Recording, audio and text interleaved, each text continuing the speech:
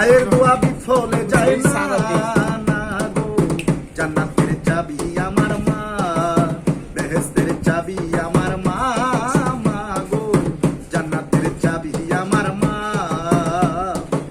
মা যার বেঁচে নাই তার মতো দুঃখী নাই, মা যার বেঁচে নাই তার মতো দুঃখী নাই, খালা ফুফু মায়ের মতো না গো, জান্নাতের চাবি আমার মা, বেহেশতের চাবি আমার মা, মা গো জান্নাতের চাবি আমার মা।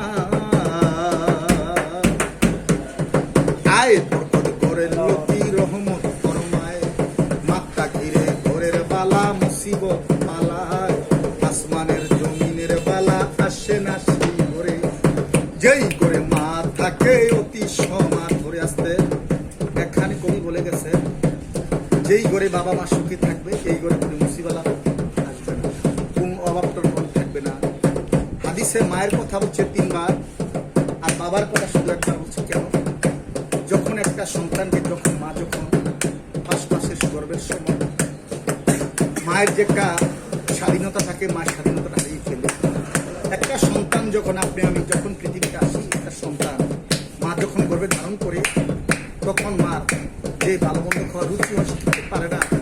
কারণ আমার সন্তান যদি নষ্ট হয়ে যায়, যখন ওই 10 মাস 10 দিন ওই প্রসবের কালে, ওই প্রসবের সময় যখন সন্তান পৃথিবীতে আসে, একমাত্র ব্যথাটা মায়ের জানে, আমরা সন্তান কখনো জানি না, আর জানতেও চাই না, বুঝতেও চাই না। এই জন্য কবিতা কবির ভাষায় বলছে মায়ের লক্ষ্মী রহমত ফরমায়, মাতা খেয়ে ঘরের বালা মুসিবত পালায়, আসমানের জমিনের বালা আসে না সেই করে, এই করে মা থাকে অতি সভা করে।